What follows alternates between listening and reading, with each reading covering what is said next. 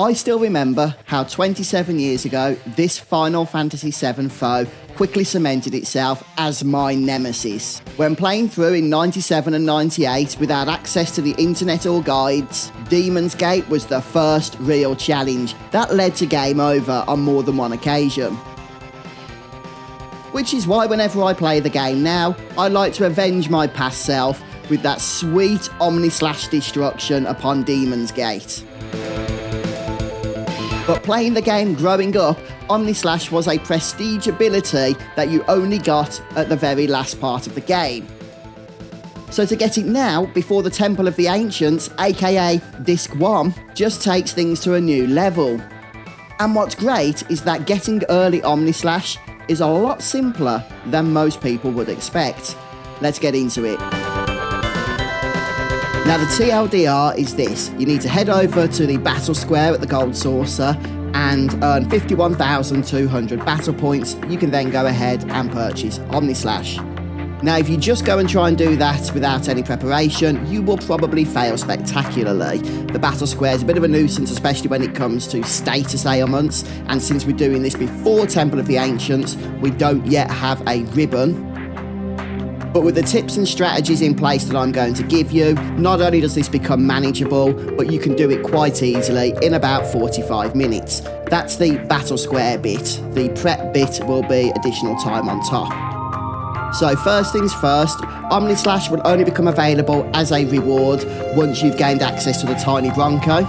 But if you haven't got the Tiny Bronco yet, you can still complete some of these other prerequisites just to save time later. Now make sure as you're just playing through the game you have Cure Magic equipped, because you want to be able to learn Regen.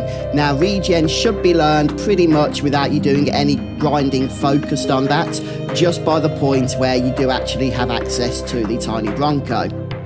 Again, as long as you've had it equipped, preferably in a double growth piece of equipment. Next up, I recommend 3 enemy skills, the first being White Wind, and that can be learned from the Zemselet enemies near Junon, and you will need to manipulate materia in order to get that. The second is Big Guard. Again, you will need Manipulate in order to get this from the Beach Plug enemies outside Costa del Sol. And the third enemy skill is Beta, available to learn from the Midgar Zolom. That was a challenging encounter, it still is, but by the time you get the Tiny Bronco, it's a lot more manageable. And one tip for that encounter, have the Elemental Fire Materia combination linked in your armour on the character that is also learning the Beta enemy skill, so has the enemy skill materia equipped. And that will ensure they survive the attack in order to learn it. 2 pieces of gear I strongly encourage that you get. The first is the Adamant Bangle. This is a piece of armour that has a high defence rating and will help you out in the battle arena by quite a bit. And you can get this quite easily from the tortoise enemies on the beach outside of Wutai. So grab one of those, you can steal it from that enemy. The other item is an accessory which is called the White Cape, and this is in place of the ribbon, which doesn't become available until the Temple of the Ancients. The White Cape can be purchased from the shop in Gongaga for 5,000 gil, and this will protect you against various status ailments including Frog, Toad and Minnie. Basically statuses that are rampant throughout the battle arena. Now there is one other item I recommend you farm 7 or 8 copies of, and this is called the Smoke Bomb. Now you can actually get these from the enemies in the Junon Tunnel, okay, where you activate the alarm, and the Slalom enemies are what you are looking for. They tend to appear in groups of 2 or 3. And you want to steal that collection of smoke bombs. Once you've got about 7 or 8 smoke bombs, if you're still not quite level 40 and fancy some faster experience, then take the party down to Medeal on the Tiny Bronco and fight around this area. But in terms of items, abilities and levels, that should be all we need at this point, so we can start heading over to the Gold Saucer. And you will probably be tempted to go straight over to the battle square in order to begin farming those battle points. But if you do that, you're going to discover that the entrance fee to get into the battle square isn't gil, it's a special currency called GP. This is a dedicated currency just for using at the Gold Saucer, and it can only be earned in the gold saucer. Now, I recommend collecting about 150 to 200 GP. That will be more than sufficient to get all the battle points that you need to purchase Omnislash. So it's not a huge amount, and many people would recommend that you head over to Wonder Square, have a play about with the mini games, and accumulate that GP.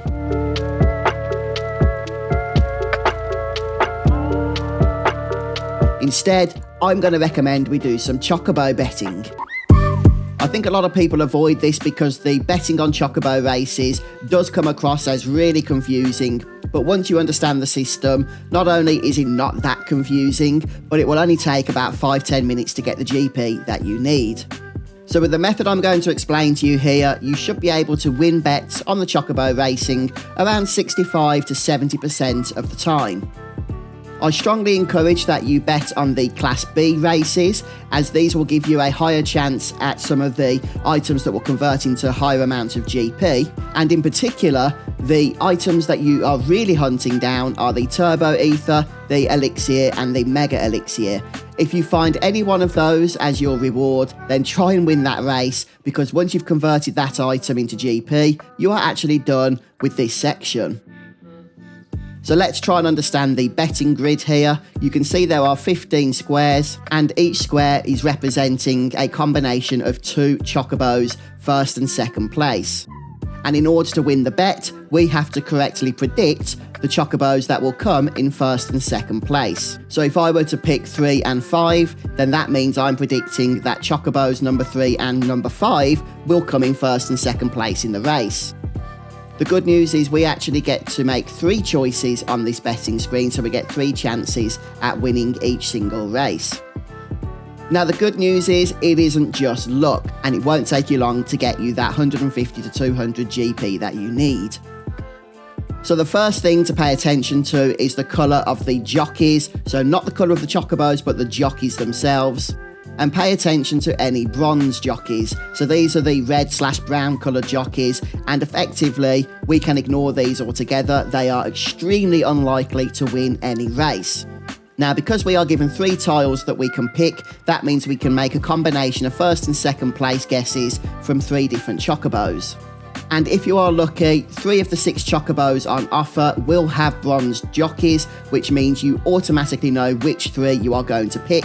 It's the other 3. And you will almost certainly win your bet here. Once you've eliminated any bronze jockeys from the betting, the next thing you want to focus on is the speed stat. Make a note of any of the Chocobos that have the highest speed stat. As long as they are not bronze, that will also be your top pick. And the secondary consideration, going back to the jockey colours, are if they are platinum or gold. So platinum are the grey coloured jockeys, then gold, and then finally silver, which is a little bit more blue. The only other consideration are sprinting Chocobos. Those with their wings outstretched are going to run out of stamina very quickly. Whilst they can tend to do quite well on the short course races, they are universally panned when it comes to the longer course race and will almost certainly never win that. The problem is, before going into the race, you cannot predict or choose whether you will be racing on a short or longer course. So I would just generally recommend avoiding sprinters unless you've exhausted all the other options. For example, you have 3 bronze Chocobos and one of the other 3 is a sprinter. I would still choose the sprinter over any of the 3 bronze Chocobos. But before we head to the battle arena, just a couple more general tips to help you with the betting on the Chocobo races. First off, if you're playing a version of the game where you can enable turbo speed, I would recommend you do so. That will just speed you through the races themselves. Next up, do not panic during the race, as the positions of the Chocobos will change frequently. It's by the end that matters, and that tends to be when the final positions are put into place. And finally, remember that not every bet is going to lead to a win, but 60 to 70% win rate I think is pretty impressive and will get you that GP without any issue. Right, we're done here. Now let's go to the battle arena. Just a brief word, if you are enjoying this video, if it's helping you, please do remember to subscribe to my YouTube channel to be notified of future videos like this. Now here we are at the battle arena, ready to finally begin the grind. Couple of things to note before we do. First off, once you are here and starting to collect battle points, do not leave through this exit. If you do, you are going to lose your battle points. It's a stupid system, but it's the way it is. Any battle points you collect, you must spend before you leave. The second thing, if you haven't yet done the Temple of the Ancients, which of course is the point of this video, then do not enter Dio's showroom or you are going to kick off the next part of the story and the battle arena will be locked off to you for a little while. So just avoid that. Just hang about in this area. You are going to speak to the clerk at the desk. She will allow you to enter your registration and then head to one of these machines here in order to go ahead and purchase your rewards. Now, we've already got the stuff we need, okay? We collected that earlier on. So in terms of equipment, I have Cloud equipped with the Adamant Bangle and the White Cape. And you can go ahead and equip either the Yoshiyuki if you want that additional attack, which does come in useful. But I've just gone for the Rune Blade because of the additional materia slots. And speaking of materia, make sure you have your enemy skill equipped with your Big Guard, White Wind and Beta enemy skills. Have your Restore Magic equipped that has Regen learned, and then I just fill up the rest of the slots with purple materia, such as these HP plus materia that I had around, and also a counter-attack materia. These aren't essential, but they will just, make life a little bit easier.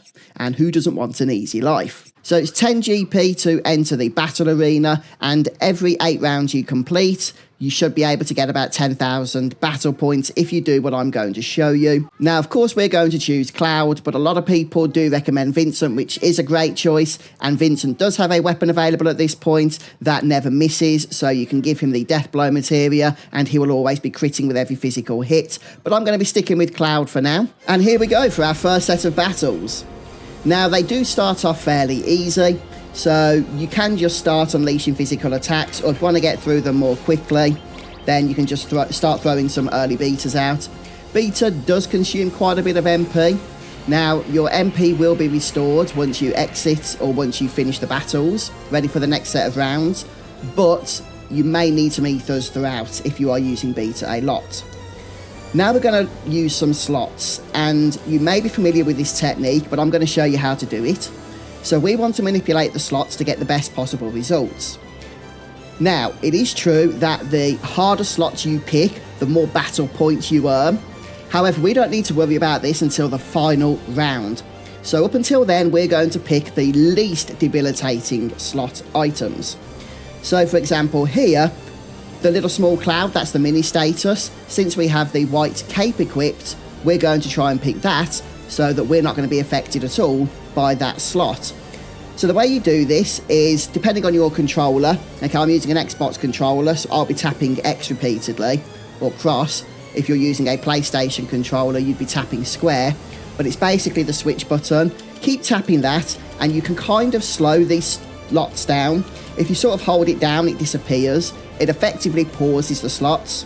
And so what you want to do is get it so that you can line up the item on the slot that's before the one you want to get. So what I'm going to do is just keep tapping square until level down is roughly in the center. So with level down roughly in the center, I'm going to go ahead and unpause and confirm at the same time in order to try and get the next slot, which is the mini status. There we go. So we got minimum. You see how that works with the slot manipulation? It does take a little bit of practice, but once you've got it, it's not that difficult at all. So again, I'm just going to cast beta here. Because we don't have ribbon, there are some annoying status ailments that we may have to contend with. If Cloud isn't fixed out of battle by a status, then you can go ahead and use White Wind. So for example here, we're probably going to get poisoned. We did not. That's good. I'll just unleash a few physical attacks here.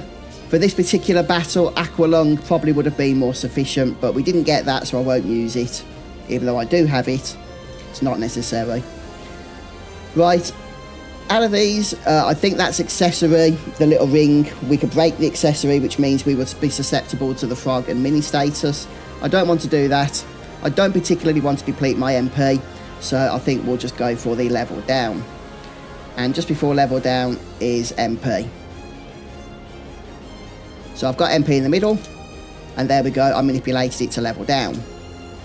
So we will lose 5 levels worth of stats, but that's not a huge deal. I'm going to start buffing at this point. Since this is the third fight, I tend to start applying buffs at this juncture.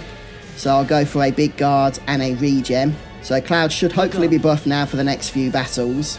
And now we do want to beta this thing, because this is one of those fights you don't want to prolong, and beta usually one-shots it. And effectively just keep repeating this through the battles until you get to the final round, which is preceded by the 7th slot. On this one, we want to either get the green magic broken or all materia broken. I know that sounds scary, but trust me. So if we try and pause it on the item and get either of those other two, that will max out our battle points to 10,000, which is exactly what we need. So on the last fight, since you may be struggling by this point, that's where the smoke bomb comes into play. Just cast a smoke bomb and you will escape from the battle arena. And I don't know whether this is a bug, but for whatever reason, you still gain all the battle points. There we go, 11,425 battle points after just a single round of 8 battles. Okay, so another 4 rounds like that, and we can go ahead and purchase. There is one thing to be aware of though, and that is if you get battles where every slot wants you to break a materia, then you cannot successfully win that, or at least it's not worth the effort. So I would just escape on those occasions. It's very rare that that pops up, but whatever you do, don't leave the battle arena. Okay, if I do this now, I will lose those 11,000 points. But once you've done this enough times, take about 45 minutes, you'll have those points and then can purchase the Omnislash. So yeah, congratulations. And guys, there we have it. You have successfully attained Omnislash very early in the game contextually, before you've even stepped foot into the Temple of the Ancients, which is not a bad achievement at all, so big pat on the back to you if you've managed to do so. And did you take out Demon's Gate with the Omnislash? Let us know in the comments below. But thank you so much for stopping by, checking out this guide. If you've enjoyed it, don't forget to thumbs up and subscribe to the channel for future guides like this, and I'll catch you in the next one.